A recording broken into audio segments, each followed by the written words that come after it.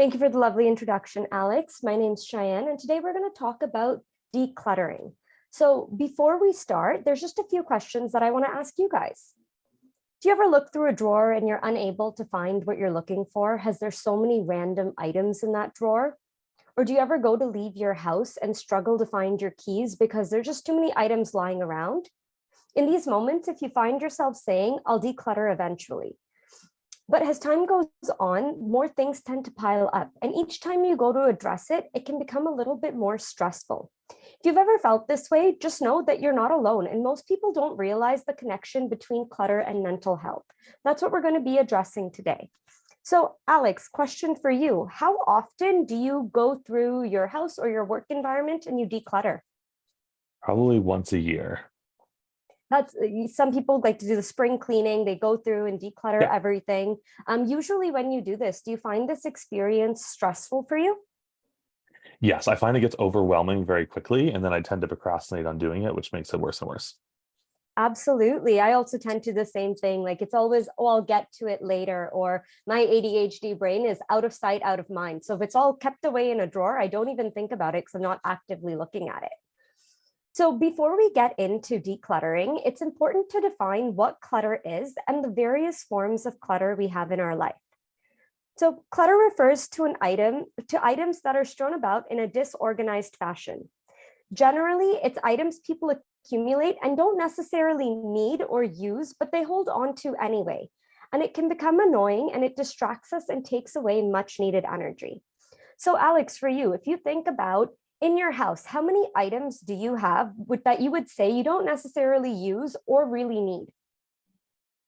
Ooh, that's a good question. I'd probably say I only touch about 20% of the stuff in my house on a regular basis. The other 80% is probably stuff that just sits there. For sure. Usually people tend to hold on to clutter because they feel overwhelmed to start the cleaning process. The objects may remind them of something important, or they have a sentimental value or provide a sense of comfort. We all have those clothes that we keep because we're like, oh, but like I've had it for so long and it's so comfy, even though we never really wear it, just kind of sits in our closets. Could also be afraid to let things go, things with sentimental value, again, that we don't generally use or need, but have a sentimental meaning. It can be hard to let go of those things. We're all affected by clutter differently, and thus it's important to be aware of how much clutter you have and whether you experience stress as a result. For those of you who do have anxiety, struggle with depression, or even things like ADHD, clutter can be really overwhelming and really overstimulating. So when assessing clutter, it's crucial to look at the different types of clutter. So first, we have the most obvious form of clutter, and that's physical clutter. This can include items in a junk drawer, random boxes in storage, or even overflowing closets and drawers.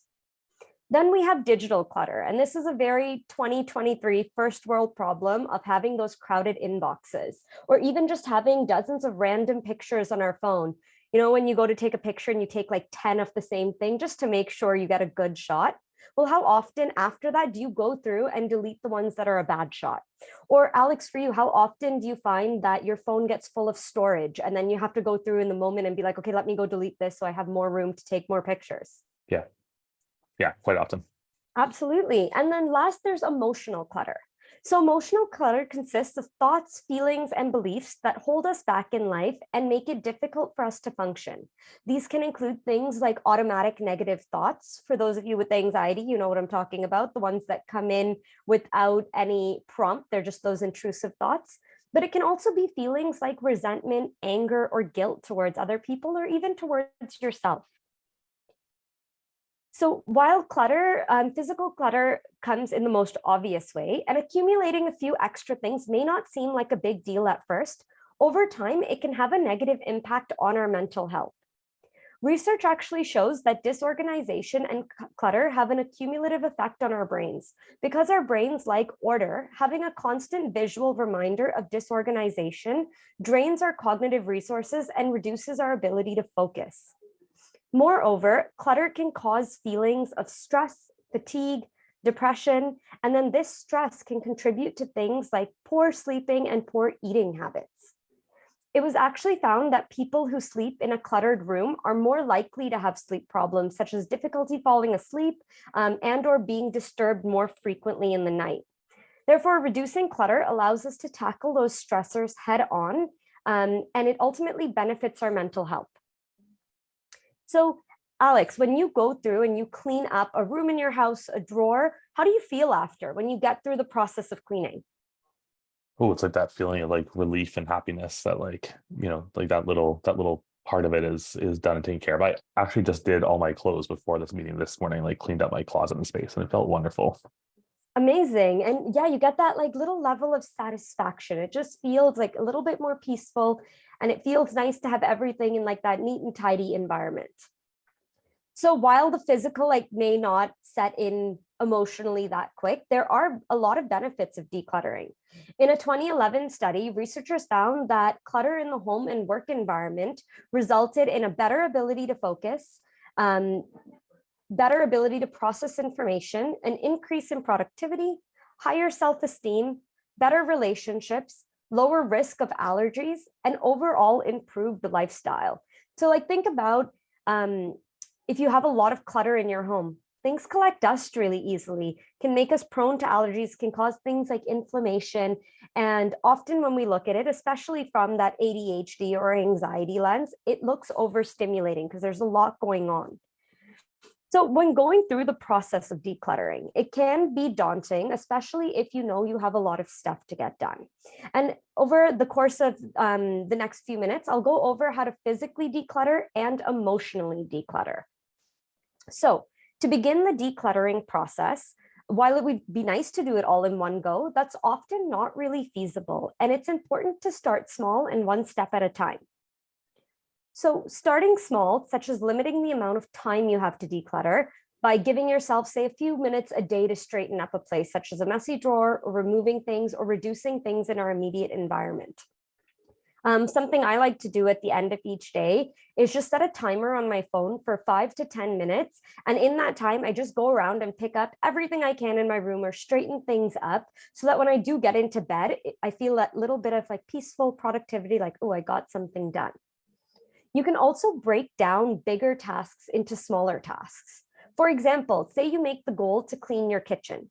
Breaking it down by starting like at the counter and then moving to the cabinets and then moving to the floors.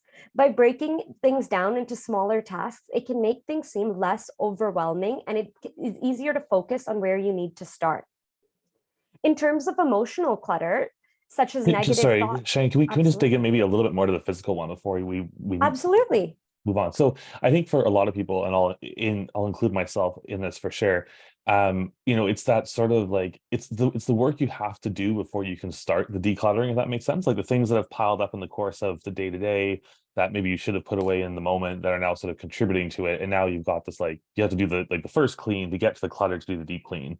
Mhm. And a lot of that sort of ties back to that feeling of overwhelming and procrastination. Do you have any strategies for people sort of in that moment as you're going through your day to kind of be able to sort of better manage that and better manage your space? I think lots of us are working from home now too. So all of a sudden we don't get to escape that anymore. You're kind of just living in it 24/7. Like what does that look like for you? Absolutely. Absolutely. So this does depend on how many things you have to do. But if you're just going about your day, I generally recommend the 5-minute rule. If it takes less than 5 minutes, do it right away.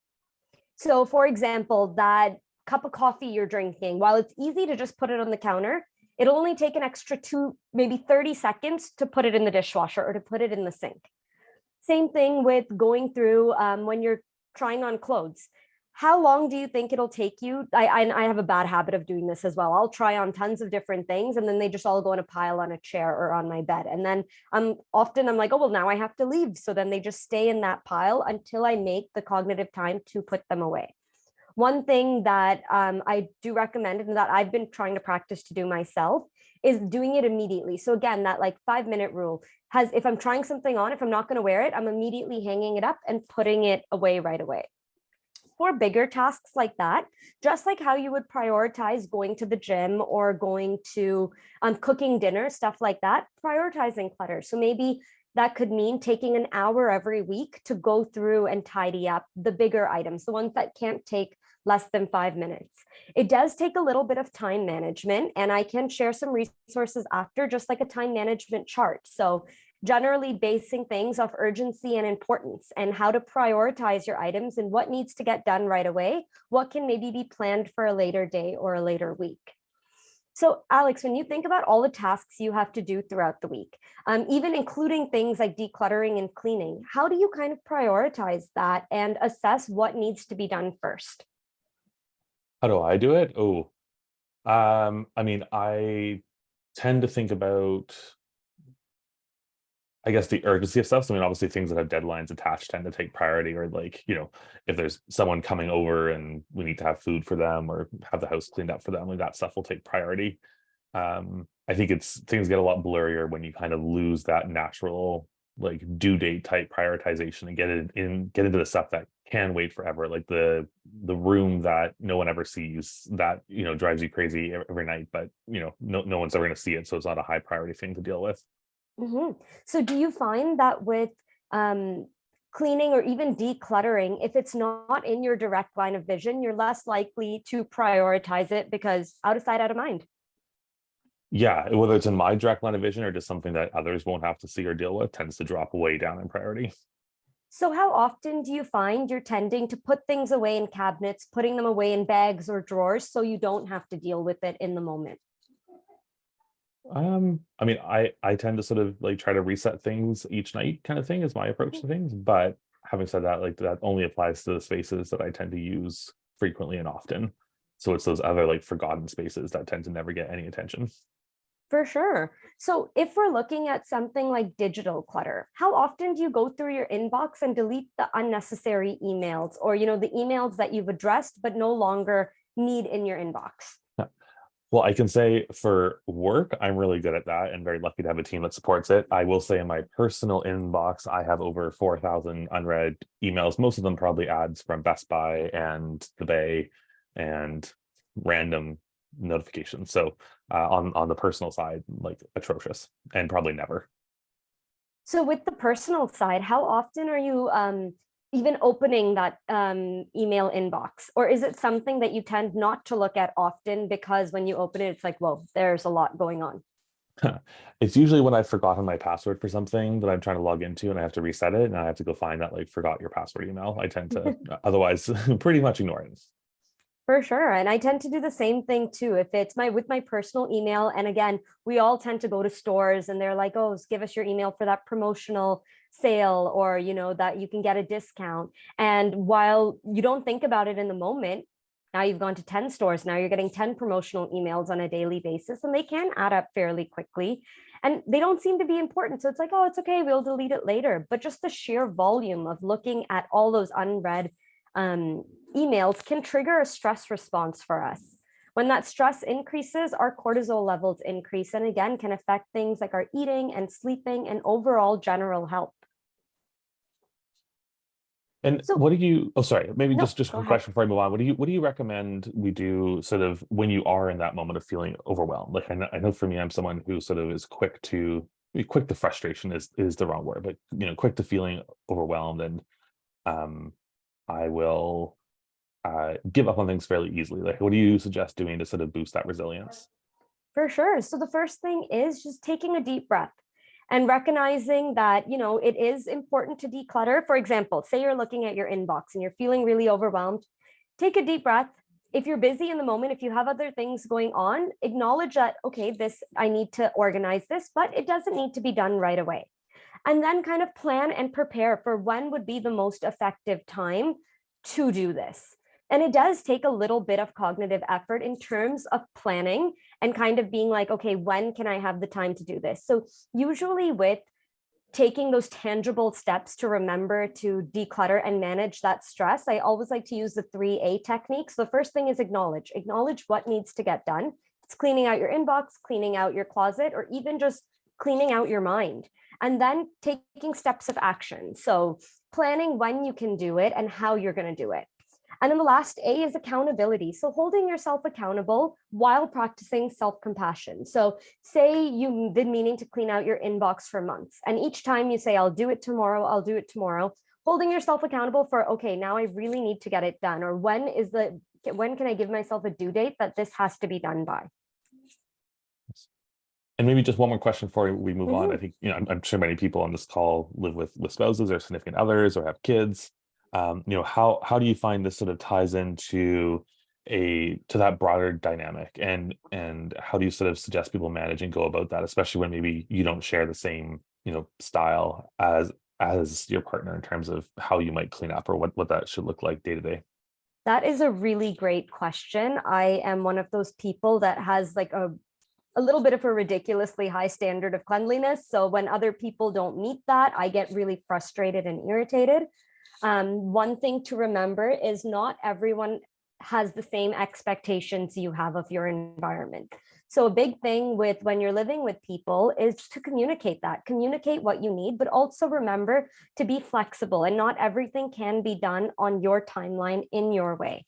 So for example, say you and your spouse have very different ways in which you clean clutter. Say you can go 4 days without cleaning clutter, but they can go a month.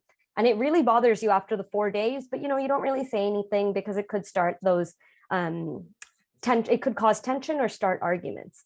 So first step would be just generally communicating and agreeing upon what you guys would like to do for the house. So whether that means like, hey, on Sunday, why don't we take an hour together to both clean up, or dividing up tasks. Like say you really like laundry, but your spouse really likes cleaning the kitchen. So dividing it, being like, okay, I will handle this and then you handle that. With that being said, it's also good to remember to have timelines with that. So for example, if your task is to clean the kitchen and you can go 3 weeks without cleaning the kitchen, but your partner wants it done the next day, finding that mutually agreed upon timeline that works for both of you. Now, I know with kids, it can be a lot more challenging just because children come with a lot of stuff, and it can be harder to kind of micromanage them in that sense. But having things like a designated area in your house where they can play with their toys, or kind of doing what you do in terms of being like, okay, we're going to spend 5 minutes and we're just going to pick up as many things as we can and put it in baskets. So incorporating them as part of the process can be really helpful for them to start to acknowledge, to clean up and declutter, but also then you don't feel like overwhelmed because you have to do everything yourself. Yeah, for the product folks on the call from my team, we should build a dating app that lets you find people that have complementary things. So like if you like cleaning up the kitchen, your partner likes doing laundry, you would match on the dating app. So it's just an idea for someone who wants to build something. Absolutely. That is a great idea. And so maybe just moving on. So we talked a lot about physical decluttering. Maybe jumping to the emotional sides of things. How do you suggest that you sort of go about tackling those parts of your life? For sure. So emotional clutter, as we mentioned before, like negative thoughts, you can practice a technique, a cognitive behavioral technique called challenging the negative thoughts. This process allows us to acknowledge the thought and how it impacts our emotions and behavior. So by recognizing the impact of the thoughts, we can then reframe the thoughts to create a more positive shift in your mindset. For example, say your negative thought, or Alec, tell me what's a negative thought that you tend to have, or what's an automatic or intrusive thought you tend to have often? And it can be about yourself, about others, about your environment or the situation. Oh, I tend to feel, I'd say lazy is a negative thought that I get the most. Like I'm not doing enough. Like I should be doing this, or I shouldn't be sitting around right now. I should be doing something else. That tends to creep in a lot. So when you start to get that thought, what kind of feelings come through? What do you tend, and what is your behavior after? Well, guilt is the first thought that comes in. And then I'm very much someone who eats to deal with guilt and stress. So then I eat, and then I feel guilty about eating. And then we kind of get into a negative, unproductive cycle. So it kind of like falls into that vicious cycle of here's the feeling, here's the behavior, but the behavior is now perpetuating the feeling. Yeah. And, going back to that physical clutter, that applies there a lot, right? You're getting stressed out because it's messy, and then you don't actually deal with the mess. You just avoid. I think same applies with the emotional clutter too, for me. For sure. So in moments where you're not feeling stressed, where you're not emotionally overwhelmed, would you consider what you do throughout the week, how productive you are? Overall, would you consider yourself a lazy person? I don't think overall, no. So, like, challenging the negative thought would be asking yourself things like this, like, what is evidence that supports that thought? What is evidence against that thought? So, evidence that supports that thought could be, well, I'm not feeling like doing this task right now. But then evidence against this thought would be, I worked 9 to 5 all week. I cooked dinner all week. I went grocery shopping. I went to the gym, and listing off all the tasks that you have done. So you can kind of physically see this thought. While it may feel like this in the moment, it's not true because there's so much evidence that's against it. And then it focuses on that reframing piece to be like, I'm not a lazy person, but I'm feeling tired right now. So I don't feel like doing this task. Yeah. No, that's a good strategy for sure. I'm going to jump to a question actually from the audience. For So sure. it kind of applies here because we're still talking about mindfulness and sort of dealing with the emotional clutter. So the person says, I have a hard time staying focused on my day to day. Many others, especially those who suffer from ADHD or similar, have the same. What are some strategies for implementing mindfulness practices for people with shorter attention spans? That's a great question. I personally have ADHD, and I find like I get distracted very easily, or I'll start a task, like I'll start cleaning my room, and I'll start with making my bed, and then I'll see something on my dresser and I'll move to that. And then I end up moving to about 15 different tasks before anything actually gets done. So, what I found has been really helpful with that is prioritizing what needs to get done and then setting a limit to do it. So, for example, say I'm going to give myself 20 minutes to clean my bedroom. In those 20 minutes, put on some music, put a timer on my phone. And in that 20 minutes, I'm just going to try to be as productive as possible. And when that timer goes off, even if I'm not done, I just tell myself that's okay because I did more than what I would have done if I had just sat on my phone and stayed stressed.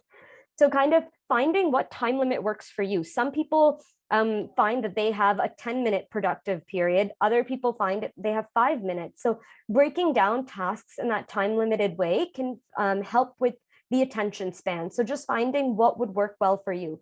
So for example, what do you find is if you're cleaning, what is a good amount of time that you find you can clean for before you start getting distracted? Like for me, it's about half an hour. Mhm. But I recognize that's sort of that's personal for me.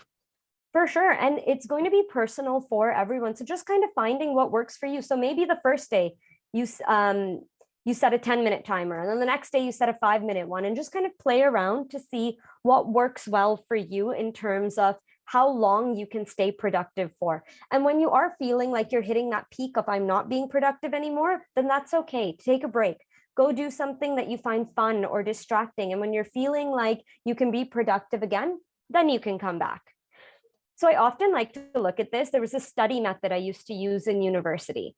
So naturally, after 30 minutes, our brain starts to decline in productivity. So how I would study or how I would get stuff done is I would do work with no distractions for 30 minutes. And then after 30 minutes, take a 5-minute break. And then go again for 30 minutes. And I did this for a 2-hour period. And after the 2 hours, then taking a 30-minute break. So again, this is different for everyone. Generally, they say 30 minutes is the standard of productivity, but kind of playing around and seeing what works well for you. I also found what's really helpful, especially with ADHD, is giving everything a dedicated spot. For example, I now have like a little bowl beside my front door, and that's where my keys go. And that's where my keys always go. And I found now that if I tend to put my keys in other places, even if they're in plain sight, I struggle to find where they are. So giving everything a dedicated spot will also condition your brain into being like, okay, this is where this item is. This is where this item belongs. Makes it a lot easier to find things and to just stay organized. We talked a lot about we talked a little bit before about sort of the new work from home reality that many of us are experiencing, whether it's full-time or just sort of part-time. I know as someone personally who thrives on routine, that kind of idea of getting up and going to work, having that commute, having a work day, coming home, commuting home, Mhm. going to meetings in the evening, whatever that looked like, that routine gave me a lot of sort of structure that I kind of built a lot of my personal habits around. And I've found that as we've shifted to working from home, a lot of that structure falls apart, and you're just kind of in it, and the lines between work and not work and cleanup time and dinner time all get kind of blurred and mushed together. Mhm. How do you suggest people sort of recreate some of that structure in their life for those of us that kind of thrive off it now that we're in this very different reality? Absolutely. So one way to kind of rebuild that structure when working from home is, and I know this isn't feasible for all people, but if you have a separate room where you can do workspace, so like kind of making that dedicated office space. And if you can get up and leave that environment, so say you schedule your lunch break for 11 to 12, getting up and leaving where you're sitting down in front of your computer to go to a separate room in the house or to go to get a different view. Now, I know a lot of people who live in Toronto who are in condos may not have that separate room to do work. With that, what I would recommend is at least getting up and moving away from your computer screen on times that you do need to take a break, on times that you want to take lunch. And at the end of the day, being strict with yourself at like saying, this is when I'm done for the day, whether that be 5 o'clock, 4 o'clock, 10 o'clock, but giving yourself that limit and holding yourself accountable to be like, I need to stop work at that time. Because think about how often we kind of go through our day and we're doing work and we're like, oh, but I could stay on a little bit longer. Like I can get this done if I'm just, if I stay productive for another hour or so. That tends to also build up to be a habit. And then you have 7 days in a row where you've stayed a little bit longer to get work done, but it's also adding to your stress and taking away from that routine. So one thing to do, especially with things like eating throughout the day, is setting a time of day that you're going to be doing that. So for example, when you wake up or throughout your general work day, when do you generally stop to take a lunch break?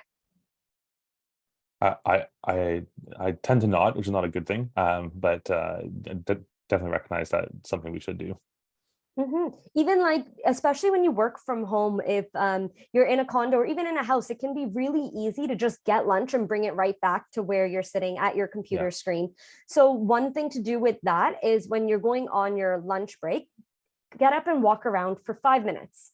Just 5 minutes, get your blood circulation going because you've been sitting all day and just kind of get that change of pace. Think about when you were actually at the office. How often were you getting up to get water or coffee or just walking around, going to the lunchroom, or even just to talk to coworkers? So kind of Yeah. treat it like that when you're at home. Like when you get up to do something, physically just walk around, go look around go look around the house, go look outside a window, see what one thing I like to do because I'm in quite a small space. When I get up for my break, I just go to the window and I try to acknowledge 10 things I see outside. So whether that be, children walking by, the trees, what color the sky is. Usually I used to like going out actually outside, but now that it's winter, that's a little bit more difficult to do. But just getting to get that nature aspect of your day in. So it doesn't feel like, okay, I've been in a enclosed room staring at a screen all day. Yeah, that I think is a huge one for me. Definitely, like I know I can tell the days that I exercise, even if that's just a half hour walk outside versus the days that I don't. Like it makes a huge difference to how I feel. hmm Do you ever find with working from home, because again, you're not commuting and stuff anymore, do you find you get an increase of back pain? Because I've been finding like days that I've been sitting all day, I'm like, man, my back hurts because sitting, you're naturally constantly compressing your spine. Yeah. So Yeah, things I've noticed to change that for sure. So things like that, just like being more mindful of movement throughout the day. And again, this is very much with the ADHD lens, is I find if I sit all day, I get like physically overwhelmed. I have energy in my body. I don't know what to do with it. And then when I go home, I see clutter and that just adds to the stress. And then I got this physical and mental stress. And I'm like, I don't know what to do now. So what I found was really helpful for me and what I try to do now is every 2 hours, if possible, just getting up and walking around. There's a lot of great YouTube videos where you can just do like steps throughout the day. Even for people who can't get up, there's a lot of great things that you can do from a seated chair, whether it's just like moving your legs, moving your arms, and getting that circulation going. I got a question in the chat about mindfulness. We'll jump into the specific question Mhm. in a second, but I know mindfulness is sort of a buzzword right now, as is meditation. I know as a CEO, it feels like you're not a real CEO unless you meditate for 3 hours before dawn or something like that, to Mhm. follow the tech sector. Um, so I guess maybe just first off, like what is mindfulness to you? Because I know it can mean many things to different people. Absolutely. So, mindfulness to me is just being aware of my body, my emotions, my surroundings. So, oftentimes, I'm not good at practicing meditation. I cannot concentrate. I find it very difficult. It's something I'm trying to work on. But In terms of mindfulness, I've been trying to practice that more, especially throughout COVID. And I've been finding what really works for me is periodically throughout the day, I just close my eyes and I check in with my body. Like, what am I feeling right now? Is there a little bit of hunger? Am I feeling thirsty? Like, what does my tongue feel like? Is it feeling dry? Is my back hurting? Am I feeling like I've been sitting too long? I try to do this with my eyes closed because it really makes you focus on the physical sensations of your body. Usually, if I'm doing a task or a project for work, I get so engrossed in it that I don't pay attention to what I need. And oftentimes, I've been finding when I do take that moment to pause and be like, hey, what do I need? I find that I'm thirsty. I'm not drinking enough water throughout the day. So in those moments, I like to get up or just like, again, take that sip of water, eat that snack. Think about, you mentioned that you didn't take a lunch break. So how often throughout the week are you skipping a meal or skipping lunch or not recognizing you're hungry until you're really, really hungry? Yeah. Yeah, quite often. Even things like checking in with your emotions. So I find, and this is something I've just recognized with me, when I am stressed or tired, I tend to get really, really irritated with people. So often at times, especially if I'm at home and interacting with my family, if I notice I'm getting irritated and they're not doing anything wrong, I kind of check in to be like, okay, why am I getting so upset right now? And often I find it's like, oh, well, I only slept for 4 hours last night, or, I have a really stressful week. What's kind of going on? So doing those like little mental check-ins with yourself to be like, hey, what do I need today? Another great one for practicing mindfulness. And this is something, again, recently only really learned during COVID. So think about when COVID first started, how much negative news we were getting. Watching the news, you were seeing a lot of negative things. Even now, when we turn on the news, we mostly see negative things. So kind of practicing mindfulness could also be like, what do you like in your life? What do you enjoy in your life? Practicing that gratitude and just kind of recognizing that even the small good things can make a difference. So usually each morning when I wake up, I just say 3 things I'm grateful for, whether it be my friends, my family, or I'm grateful that I have over 50 pairs of pants that I can choose from. I know as someone who like should be decluttering, I shouldn't have 50 pairs of pants, but here we are. But kind of just reminding yourself that the little things also matter. For sure. So Oh, sorry, sorry, go go ahead. ahead. No, go ahead. So I was just going to say, often throughout the day, like when you have those little things, how often do you just stop to acknowledge the positive little things in your life? It's not something that I do enough, and I definitely know like the gratitude thing really works. Like I'm not sure how scientifically valid this is, but I know I truly believe that you can't feel grateful and anxious at the same time, and I know that really works for me personally. Absolutely. And with that anxiety is a normal feeling. It is something that gives us that survival mode. It prepares us for things like big tests and big events. It is a survival skill. However, when it starts to become overwhelming, when it starts to become too much, that's when it becomes a problem. And that's when it can create and prevent us from doing other things in our life. So starting small with things like checking in with your emotions, cleaning up for a few minutes a day, can be a forms of problem solving. And this can help us feel less stressed and build up coping mechanisms and resilience over time. I do just want to remind people to put questions into the Q&A if you have them. We got about 7 minutes left here and we'll wrap up. I do want to touch on more the depression side of things, specifically how it relates to clutter. So I know lots of people sort of will get into the cycle of the more sort of depressed you get, the more difficult it is to do the basic necessities of life, to sort of look after yourself and look after your environment, which then just perpetuates that. And I know I feel that personally, just those days when it's hard to get out of bed. What do you recommend for people to like break through that, to sort of break that cycle? So it would depend on what level of depression you're feeling. There's some people who get depressed and are low functioning, like they can't get out of bed, they can't do the little day-to-day things. And there are other people who have the same intensity of feelings, but tend to be high functioning. So they can go through their day but they still have all the intense negative feelings of a low functioning person of depression. So either way, when you start to feel that depression, it can make things like motivation and productivity really challenging. Usually when someone gets to that level of depression, we go back to the basics. So we focus on eating, sleeping, showering, making sure you're getting those hygiene aspects in and the basic needs that your body needs. When if you have that down, if you can get those basics down, then you start introducing smaller things. So we introduce them in a way that's called behavioral activation, and it's scheduling in certain tasks for certain times. So this kind of goes back to, again, I'm going to take 5 minutes today to clean up my room, or I'm going to take 2 minutes to make my bed in the morning, having a scheduled activity at a specific time. So for example, when I went through a really bad depressive period, I did scheduled eating. And at 11 a.m., it didn't matter if I was going to eat a big meal or a small meal, I had to eat something at that time. And it can be the same thing for decluttering or even just checking in with yourself. For some people who like more of a visual check-in, you can do it like based on a chart, being like, what's the thought? What's the feeling? And what's my behavior after? For other people, they like to do it more mentally. So it really depends on what you prefer. But if you're starting to feel that lack of motivation, even doing a 2-minute task will slowly increase that productivity or that feeling of that sense of purpose. It's important to remember, though, when you are trying to declutter emotionally or physically, that you don't want to strive for perfection.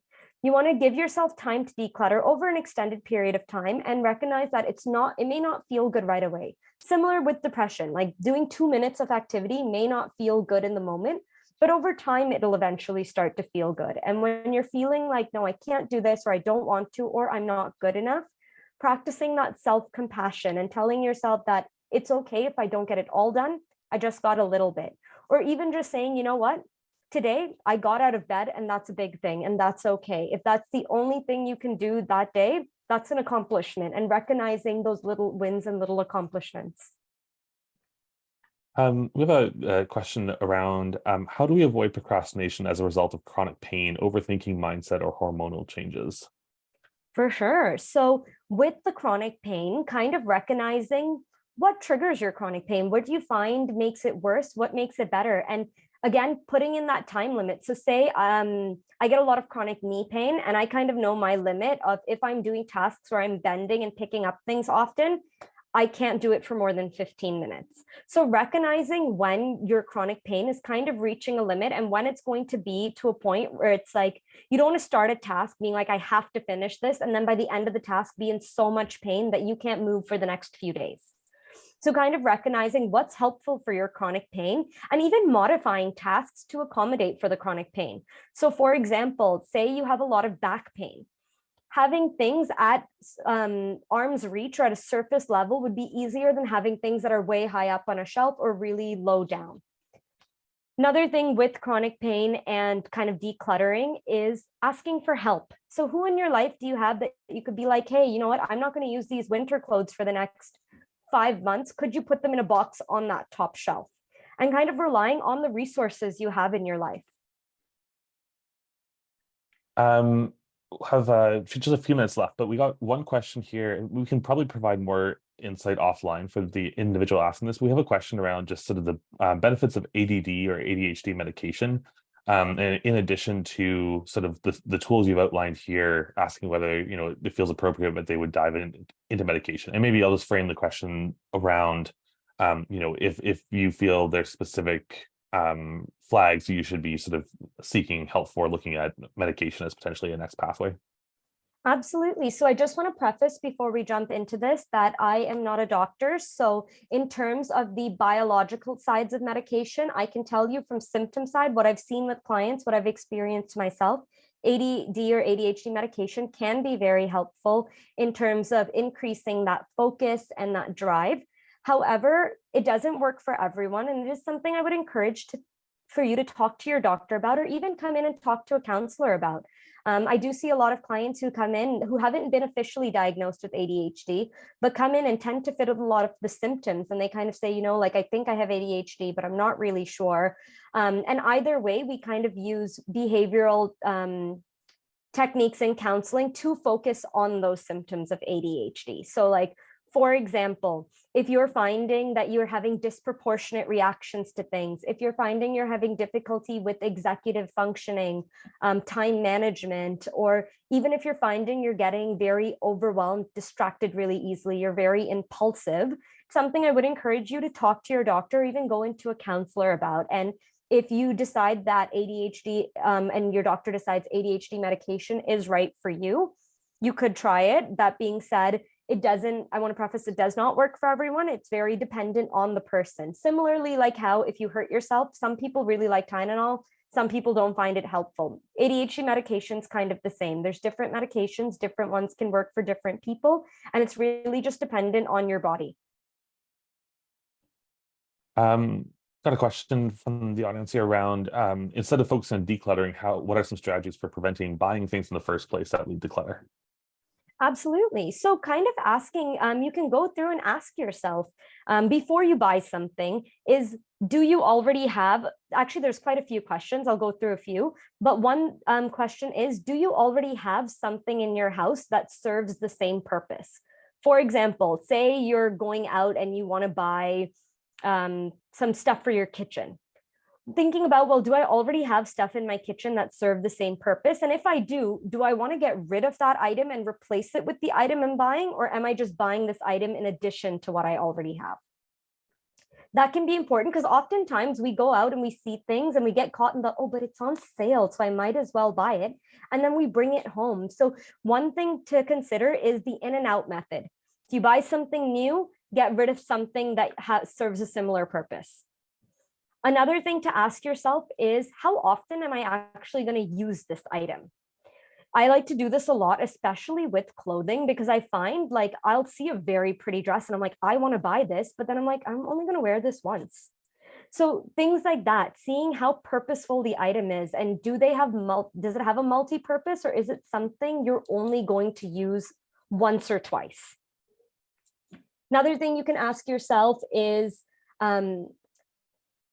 if you're going through and trying to declutter your house, or even like when you're buying things, asking yourself, like, does this item fit my current lifestyle? I would love to go out and buy yoga equipment, but I often don't have time to do yoga. And I know that within my lifestyle. So even though it would be nice to have, and I always tell myself like, oh, but if I buy it, then I'll start using it. Trying to be realistic and ask yourself, like, again, how often am I going to use this? Why am I buying this? Am I buying this to fulfill the fact that it's on a sale and I just want to purchase it? Or am I buying it because I'll actually use it and it'll fit into my lifestyle? Awesome. And maybe one final question here, just around tips for setting up specifically your home office to support decluttering and support focus and mindfulness. For sure. So first thing I like to start is with your office desk. Trying to have less than 6 items on the desk. Of course, if you have 2 screens, you have a keyboard, trying to minimize other items, like having 15 pens out. Being realistic with what you need and what you'll use. So say you do tend to use pens often, maybe keeping 2 or 3 instead of having like a whole stack of pens on the side. If you do have drawer space around your office desk, utilizing those drawers to be like, you know what, all my stapler, all my pens, erasers, all of that stuff will go in this drawer. Keeping things kind of organized in the sense of, do you have little organizers for them? So I have a desk organizer that I like to use to keep all my stuff in instead of having it just flat on the table. If you do find that you're having things like, some people have multiple monitors and stuff for work, kind of minimizing the clutter around this. And again, this is just something I personally find is I don't like wires sticking out. So I've kind of adapted and put all my wires behind my desk so they're not all over the place. And again, that just depends on what kind of level of cleanliness you prefer and what the amount of clutter that stresses you out. Maybe just to close, Cheyenne, one thing you suggest everyone does when they get out from this webinar to start moving in this direction? So make a list. Just make a list of all the things that you've been saying, I'm going to get to that. And then from that list, prioritize how important is it and how quickly does it need to get done. From there, so giving yourself 5 minutes for each task, being like, you know what, I'm going to give myself 5 minutes to get this first task done every day. And once I'm done this first task for 5 minutes every day, then you move on to your second. So it doesn't seem that overwhelming. You could have a list of 20 things, but that's okay because you're giving yourself a whole year to get those 20 things done. So just remembering to start small. And if you're feeling overwhelmed, taking a step back and asking yourself, what do I need right now? Do I need to take a deep breath? Do I need to take a break and get a distraction? Do I need to go get a hug from someone? So checking in while looking at your physical list of stuff to do, checking in with your emotions and your thoughts as well. I think from my side as the technology nerd here, I'll just share on the digital clutter side. One thing that I've found has really helped me the last little bit is truly using the focus settings on that both iOS and Android have. Like you can go right down now to customizing what apps you see on your home screen when you're in what focus mode and what notifications can come through. Like it's gotten really, really powerful. And it's pretty similar on both platforms. So highly suggest if you haven't configured one for home and work and evening and workout, like go spend some time with those because it's made a huge difference to me. And it doesn't involve really cleaning up the clutter. It's more just about sort of organizing it to help your brain work. Absolutely. Those are great, especially again, from limiting your time, constantly scrolling through social media, overwhelming for our brains. So limiting how much time you spend on those apps by using the focus features can be really helpful. Cheyenne, thank you so much for joining us this morning. I'll just give a plug to everyone here that we have fantastic resources like Cheyenne available through Circle. Circle is all about providing a tool set for employers, for post-secondary institutions, anyone who's looking after a large population of people to help those people navigate fragmentation of care. So we all struggle with things in life. We all have both acute and chronic problems that come up. And it's really difficult in the healthcare system today to identify where you should be going for help with those problems. So what Circle does is it provides navigation to help you understand what pathways you can access to get to great people like Cheyenne to support both you and your family, and for employers, for post-secondaries to make sure that you're making effective use of your health and wellness dollars that you're spending. So I will put the Circle website in the chat here. If you haven't seen it, please go check it out, getcircle.health. And if you have more questions based on the topic today, please don't hesitate to reach out. Thank you so much for joining. I hope you have a fantastic week, and we should all go make our lists as per Cheyenne's suggestion. So thanks, Cheyenne. Have a great day. Thanks, Alec.